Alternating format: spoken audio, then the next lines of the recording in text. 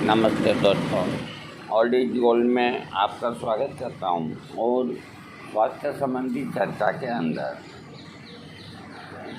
मैं आज आपको होम्योपैथिक के अंदर कुछ ऐसे सवालात करते हैं रोगी कि उनको प्रत्येक को जवाब देना बड़ा मुश्किल काम होता है और उनका पूछना भी बिल्कुल सही होता है। तो सबसे पहले जो जटिलता आती है वो पोटेंसी की आती है। तो बहुत से प्रश्न करते हैं कि ये लाइकोपोडियम हम किस पोटेंसी में लें। तो डॉक्टर अपने अपने विवेक से कोई 200 बोलते हैं, कोई 1000 बोलते हैं, कोई 10,000 बोलते हैं, कोई लाख बोलते थे, कोई 30 बोलते। अब सवाल ये है कि पोटेंसी का निर्णय एक खाली ये कहकर रोगी अगर ये कहता है कि हम लाइकोपोडियम किस पोटेंसी में लें, उसी के आधार पे उसको 200, 1000, 10,000 बताना ठीक नहीं, क्योंकि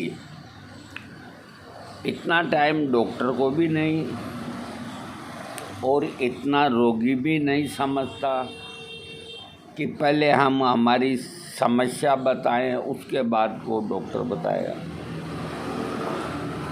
तो होता ये है कि जैसे किसी को पेट की समस्या है और वो पेट का नाम नहीं लेता, रोगी कहता हम लाइकोपोडियम को किस पोटेंसी में ले सकते हैं, तो जवाब तो देना पड़ता है, या तो 200 या 1000 जो भी है उसको बतानी पड़ती है। और फिर कुछ दिनों बाद वो कहते हैं कि हमें इससे फ़ायदा नहीं हुआ। मेरे पास से एक रोगी आया, आप मेरी बात को बहुत ध्यान से सुनिएगा। एक रोगी आया, उसकी समस्या वैसे तो बहुत मामूली लेकिन वैसे बहुत ही कठिन प्रकार की। तो उसने कहा कि मैं दोपहर 12 बजे खाना खाता हूँ और जल्दी जल्दी खाता हूँ। मैंने कहा भाई जल्दी जल्दी क्यों खाते हो? कि मेरे को खाना खाते ही टॉयलेट की तरफ भागना पड़ता। तो मैंने कहा कोई बात नहीं, खाना खाते अगर टॉयलेट की इच्छा हो गई तो टॉयलेट करे हो, हाथ धोए हो। कर नहीं, ये समस्या और बड़ी समस्या है। मैंने कहा वो क्या है? कि खाना खाने के बाद, वो भी दिन के समय, रात को नहीं, 12 बजे खाना खाता हूँ, फिर टॉयलेट जाता हूँ, पतला दस्ता आता है और क्वांटिटी में बहुत आता है, तो एकदम जी घबराता है। तो मैं सो जाता हूँ और 20-25 मिनट बाद फिर इच्छा होती है, तो मैं टॉयलेट तक नहीं पहुँचता, उसके पहले ही मल द्वार से निकल जाता है और मेरा अंडरवियर ख़राब हो जाता है। उसको धोना करना बहुत बड़ी समस्या मेरे सामने आई है।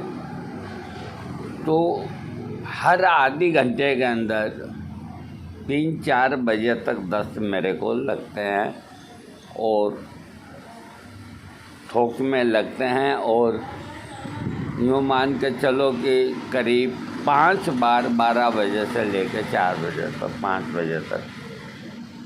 उसके बाद रात को नहीं लगता। मैंने बहुत इलाज करा लिया, किसी ने IBS का दिया, किसी ने डिसेंट्री का दिया, किसी ने क्या दिया, किसी ने संग्रहणी का इलाज किया और मेरे शरीर में रक्त नहीं बनता,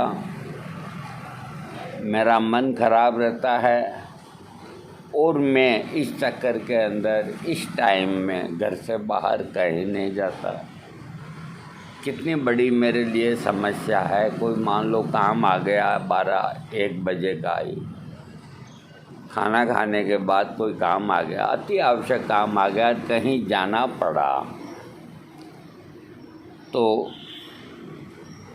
हर जगह टॉयलेट की व्यवस्था नहीं होती और खुलेआम कपड़े खराब होना भी बड़ी शर्म की बात होती है। तो मैंने उससे कहा, मैंने कहा भाई देखो ऐसा है कि मैं इसके ऊपर विचार करता हूँ। मैं समझता हूँ कि जो चीज़ मैं बता रहा हूँ वो कभी गलत नहीं बताऊँगा, उसका एक एक अक्षर सत्य है। और इस तरह के दुनिया में अपने देश में बहुत रोगी हैं और ऐसी बीमारी के अंदर आयुर्वेद में आप जाएंगे, आपका रोग ठीक होगा, इसमें कोई दो राय नहीं। लेकिन आपको 2-3 तो पीने की दवाई, 3-4 तरह की गोलियां, 2-3 तरह की भस्में, ये इतना सारा वो आपके लिए व्यवस्था करेंगे। दूसरी व्यवस्था ये करेंगे कि आप दूध बंद कर दो, आप कोई बाज़ार की चीज़ नहीं खाएंगे, चपाती और दाल खाएंगे। कई प्रतिबंध लगते हैं आयुर्वेद में, ठीक हो जाता है रोगी, इसमें कोई दो राय नहीं। अच्छा चिकित्सक हो तो ठीक हो जाता है। अब इतनी झंझटबाजी रोगी आज के समय में नहीं करता। वो क्या क्या खाए, कुटजा ऋषि भी लिख दिया, कुटज घनवटी भी लिख दी, कभी एम्बीबाइसिस है या पेचिस है। दही के अंदर इसबगोल भी लिख दिया। 10-5 दवाइयाँ तो घरेलू, 10-5 बाजार की, यूँ कुल मिला करके रोगी का कचूमर निकल जाता है, ठीक जरूर हो जाता है, इसमें कोई दो राय नहीं। आयुर्वेद कोई कमज़ोर नहीं है, आयुर्वेद महान है और मैं उसको 7 बार सलाम करता हूँ। लेकिन आयुर्वेद के अंदर अगर मैं रोगी को डाल दूँ अथवा और कोई अच्छा चिकित्सक अगर होम्योपैथिक भी जानता हो और आयुर्वेदिक भी जानता हो, तो इस बात का कभी भी मन के अंदर गरूर नहीं होना चाहिए कि मैं इसको आयुर्वेदिक से ही ठीक करूँ। नहीं, चिकित्सक के दिमाग में एक ही बात होनी चाहिए कि ये रोगी ठीक होना चाहिए और कम से कम पैसे में और कम से कम परहेज में ये ठीक होना चाहिए। ये एक चिकित्सा का पहला बहुत बढ़िया नियम है। जो इस नियम का पालन करते हैं वो भगवान के यहाँ जवाब दे सकते हैं कि हमने कोई गलत काम नहीं किया। जो फीस बनती है होम्योपैथिक डॉक्टर की, कोई डॉक्टर अपनी फीस 200 रुपये रखे हुए है, कोई 500 रखे हुए है, कोई 1000 रखे हुए हैं। तो कई लोग इस तरह के भी चर्चा करते हैं कि होम्योपैथिक की दवाई देते हैं और 1000 रुपये फीस किस बात की।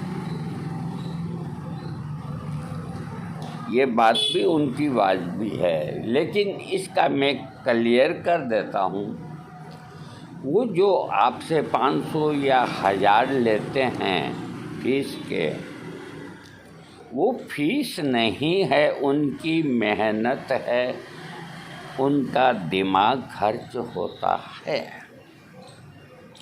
उनको उसके केस को रिपोर्टाइजेशन करना पड़ता है, विचारना पड़ता है और वो बार बार फीस नहीं लेते। जैसे ये एलोपैथिक डॉक्टर आप दिन में 3 बार जाएंगे, 3 बार फीस लेंगे, तो ये महंगे पड़ते हैं, 300-300 रुपये 3 बार लेंगे।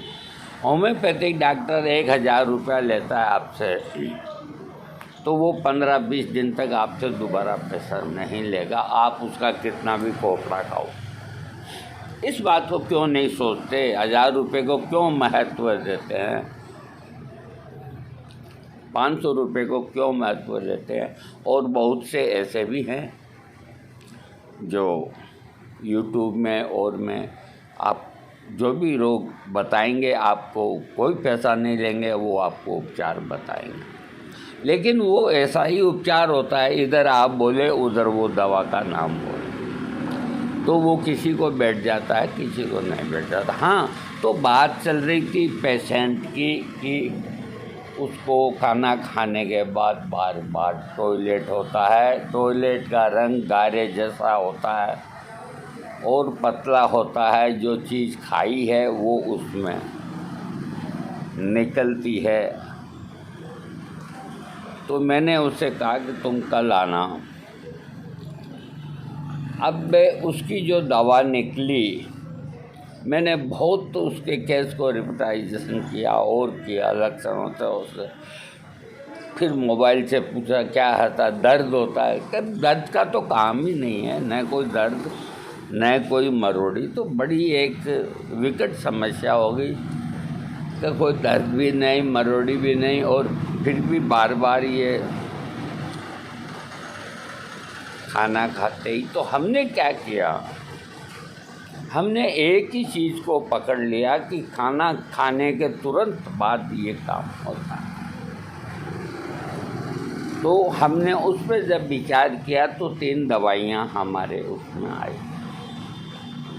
खाना खाते ही तकलीफ़ का बढ़ना, दस्त का नहीं लिखा, तकलीफ़ का बढ़ना, तकलीफ़ कोई भी हो सकती है। खाना खाते ही तकलीफ़ का बढ़ना लाइकोपोडियम, और खाना खाने के आधी घंटा बाद तकलीफ़ का बढ़ना चाइना, और खाना खाने के घंटे 1.5 घंटे बाद तकलीफ़ का बढ़ना नक्सवोमिका। तो अब उसके लक्षण तो कहीं मिल नहीं रहे कि भाई इस तरह के दस्त होते हैं, वो होते हैं। लाइकोपोडियम को सब तरह से सब बुक्स में पढ़ा, फिर हमने एक विचार किया कि इसको लाइकोपोडियम ही देंगे, जो भी कुछ होगा वो हो जाएगा। अगले दिन उसको बुलाया, हमने उसको लाइकोपोडियम 30 पोटेंसी, ओनली 30 पोटेंसी बना करके उसको दे दी। मैंने कहा देखो, इसकी 5 गोली तो सुबह 6 बजे उठते ही ले, 5 गोली 10 बजे लो, 10:30 बजे लो, और 5 गोली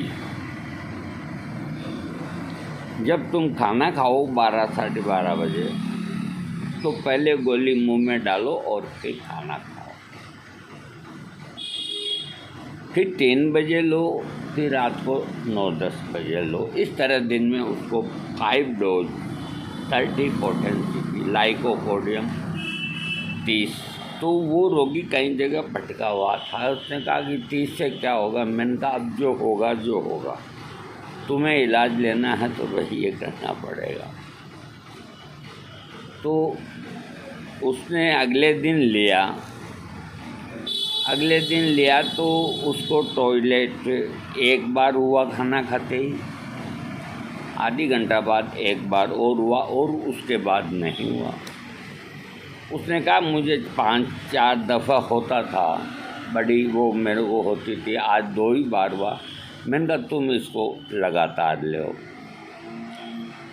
उसके बाद 2-3 दिन तक एक बार हुआ खाना खाने के बाद, और उसके बाद उसको 21 दिन तक हमने लाइकोपोडियम 30 दिया।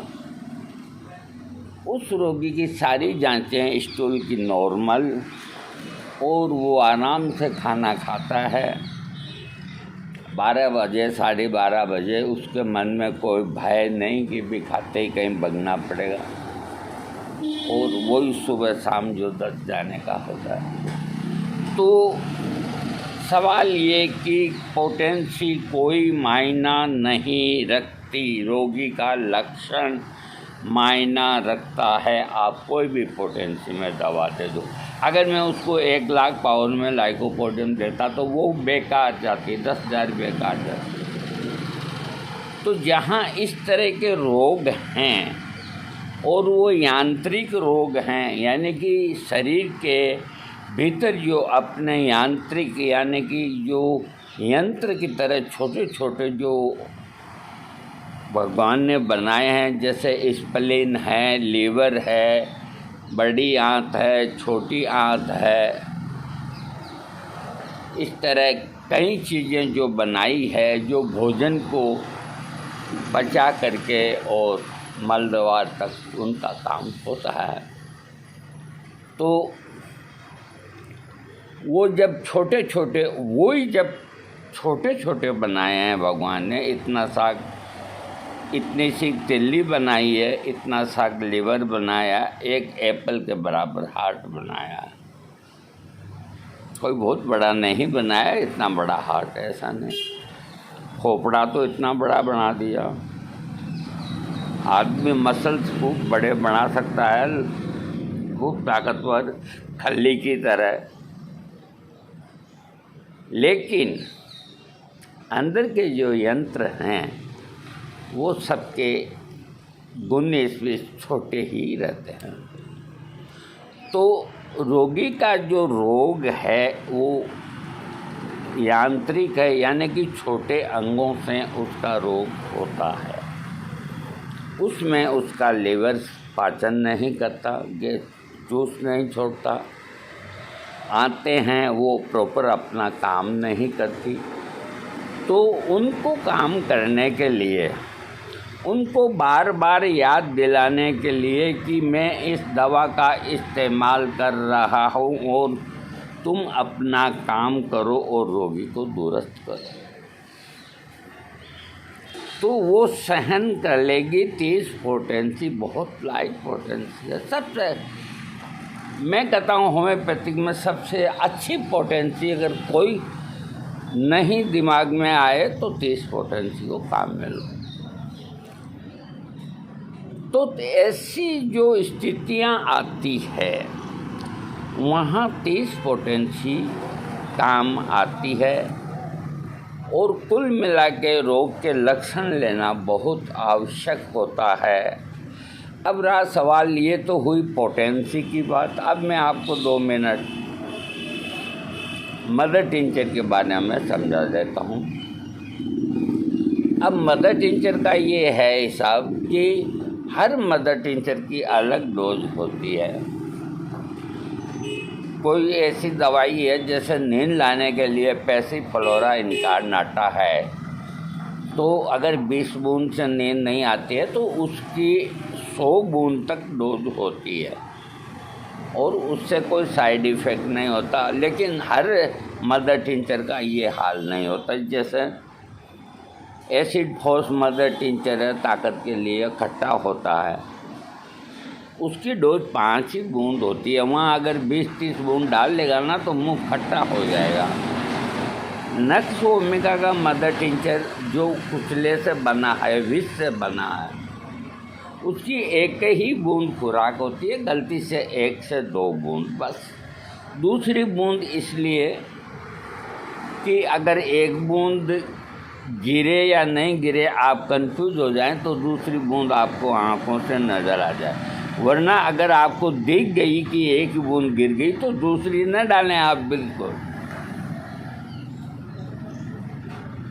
जहाँ उसकी अगर कोई 15 बूंद या 10 बूंद बता दे किसी रोगी को, या आधा चम्मच बता दे, तो मर जाएगा वो, यानी कि मृत्यु के करीब चल जाएगा। तो ये एक ऐसा विषय है मदर टिंचर का कि जहाँ तक कोई विशेष जहर वाली औषध से मदर टिंचर न बनाओ तो एक फिक्स रखें ये कि जैसे आपको 3 मदर टिंचर लिख दिए, कोई से भी लिख दिए, कार्डियोस के लिख दिए या लीवर के लिख दिए, तो आप 10-10 बूंद उनकी ले सकते हैं। और मदर टिंचर्स को 3, 4, 5, 6, 7, 8, 9, 10 आधे कप पानी में 10 मदर टिंचर्स को शामिल कर सकते हैं, लेकिन वो एक दूसरे से रिलेटिव होने चाहिए, विरोधी नहीं होने चाहिए। ये हुआ मदर टिंचर का हिसाब। और अब समस्या एक आती है 3 अक्स 6 अक्स, जहाँ ये अक्स लगता है। तो कईयों में तो अक्स लगता है तो उसकी जगह डाइल्यूशन ही आता है, तो नीचे डाइल्यूशन लिखा रहता है, तो उसको आप 30 पोटेंसी की तरह दिन में 3 बार ही लें। और कई जगह 3 अक्स या 5 अक्स या 4 अक्स लिखा रहता है, तो वो पाउडर में आता है, तो 1 इमली के बीज के बराबर पाउडर दिन में 3 बार लें।